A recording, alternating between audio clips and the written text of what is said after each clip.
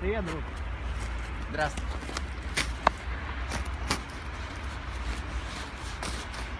Че, Да. может, сыграем в прятки? Давай, ступи-ступи. Давай. Кто вода? Давай сыграем в цифрах. Первую бумагу. Я победил. Ты считаешь?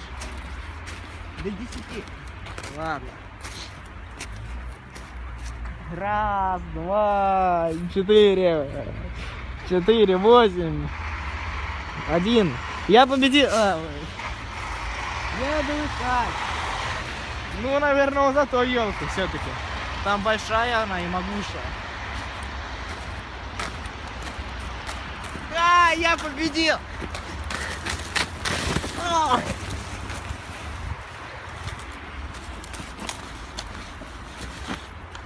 Раз, два, три.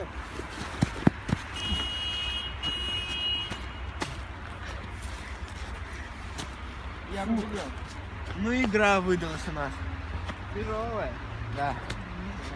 Вывод таков. Не прячься за елкой, чтобы побеждать.